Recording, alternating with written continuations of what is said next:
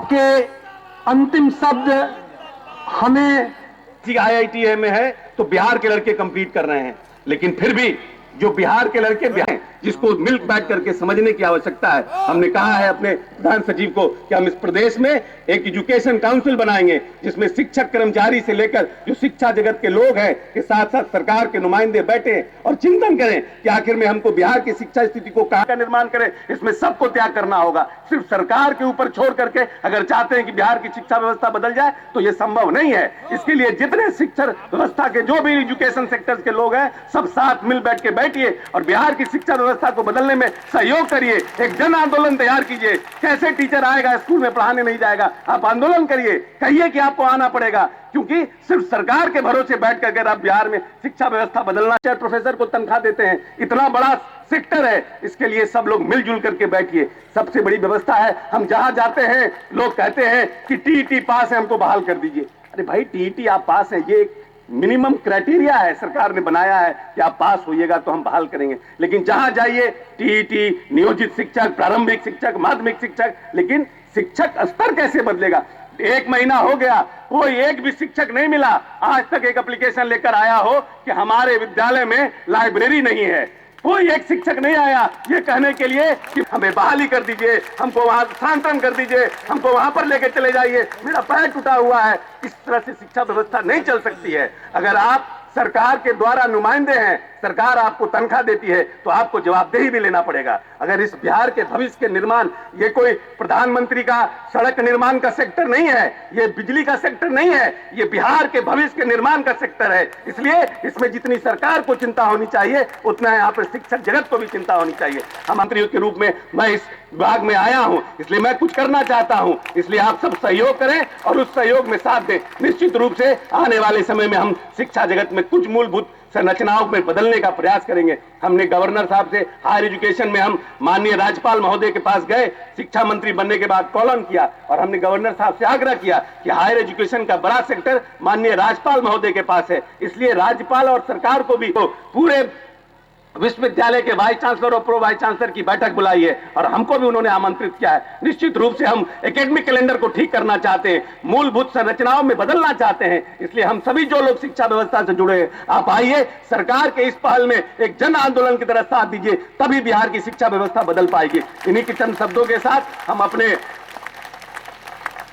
पूर्व शिक्षा मंत्री नागेंद्र झा, उनके साथ हमें काम करने का मौका मिला है, बहुत सीखने का मौका मिला है, उनके साथ हमने बहुत कुछ सीखा है। हम उनको श्रद्धा सुमन अर्पित करते हैं और पूरे महाविद्यालय के जो लोग आए हैं, ये महाविद्यालय भी मैं समझता हूं कि कांग्रेस परिवार का है, मेरा महाविद्यालय है। इस महाविद्यालय के लिए भी जो बन पड़ेगा, बड़े भाई हैं मदन मोहन झा जी और हम अलग अलग नहीं है, मैं मानता हूं कि वो भी शिक्षा मंत्री के पार्ट है, इसलिए इस महाविद्यालय के लिए जो कुछ बन पड़ेगा हम निश्चित रूप से करेंगे। बहुत बहुत आपके अंतिम शब्द हमें पुनः नए जीवन और ऊर्जा। 31 जुलाई को एक शिक्षक हमारे रिटायर भी कर गए। हम दधीची के रूप में काम करते रहे हैं और यह महाविद्यालय की छात्राएं 5000 की संख्या में है। हम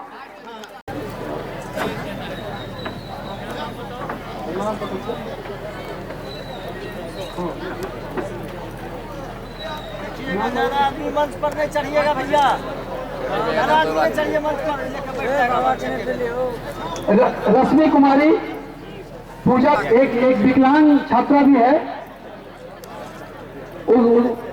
विकलांग छात्रा शिक्षा मंत्री महोदय से प्रधानाचार्य महोदय प्राप्त करके उसको दे देंगे।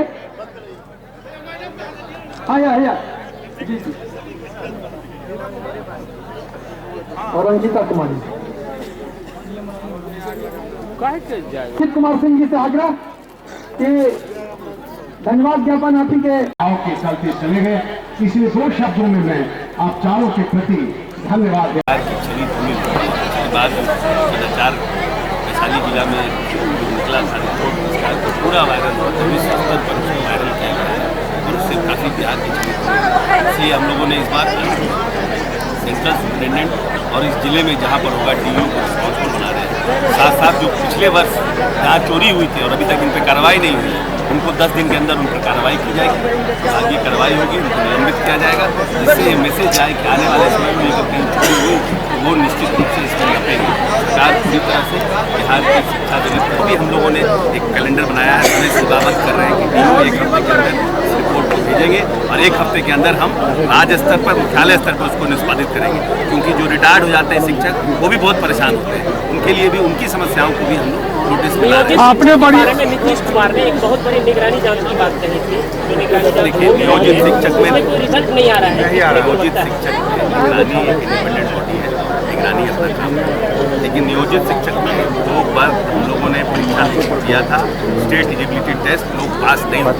तीसरी बार सरकार फिर से स्टेट एलिजिबिलिटी टेस्ट कराएगी, लेकिन 3 बार में इस टेस्ट में नियोजित शिक्षक पास नहीं हुए। फिर हम लोग उन पर रिक्वायरमेंट पास नहीं कर सकते, उनको शिक्षक रहने का कोई अर्थता नहीं है। सर आपने कहा मैट्रिक में चोरी रोकेंगे। जो बच्चे आज मैट्रिक में गए हैं वो ई से एप्पल लिख कर गए हैं, ई से एप्पल सीखे हैं और 15 साल में चिराई कर रहे हैं, वो मैट्रिक कैसे पास करेंगे? आपने नहीं, ठीक आप है। सीधा कहा कि चोरी रोक देंगे, उन बच्चों का वो क्या गलती था? आपका क्या आर्गुमेंट है कि सरकार चोरी कराने दे? नहीं, मेरा ये आर्गुमेंट लेंगे, उसको कैसे सुधार, अब हमने कैसे कहा है सुधारेंगे? कि ई से एप्पल वाले शिक्षक को क्या करेंगे? सिलेबस कंप्लीट कराया जाएगा। सिलेबस कंप्लीट कराने के लिए डीओ को जिम्मेवार बनाया गया है, उनको निर्देश दिया क्लासेस करना है, जहाँ जहाँ मैट्रिक की परीक्षा दूसरी जगह से टीचर्स को लाना है, इसको हम लोग 3 महीना में प्लान आउट करके ठीक कर रहे हैं। 34,500 शिक्षकों का जो मामला था वो लंबे अर्से से चलता रहा, तबादलेगा उस पर सरकार क्या करे? उस पर हम लोग निर्णय करा रहे हैं, ये एक बड़ा इशू है। सर एक सवाल, कितने दिन में ये कर रहे हैं, बात कर रहे हैं, अभी तो 1 महीना हुआ है, अभी समझने दीजिए कि पार्टी सर एक क्वेश्चन सर 2 मिनट है। जो लोग अपनी बातों को मजबूती से उठाता है उसको भारतीय जनता पार्टी बर्दाश्त नहीं करती। लेकिन क्या कांग्रेस इसका स्वागत करेगी? कांग्रेस इसका स्वागत करेगी? अभी हमारे पास आने का उन्होंने एप्लीकेशन ही नहीं दिया है तो हम कैसे कहें? अगर वो लेकिन आएंगे- भारतीय जनता पार्टी के लोग अपने दल में जो मजबूत लोग हैं, जो सच्ची बात करते हैं, उनको बर्दाश्त नहीं करती। सर वो अगर वो आपके पास ऊपर देखते हम लोग सबके संस्कृति बढ़ा के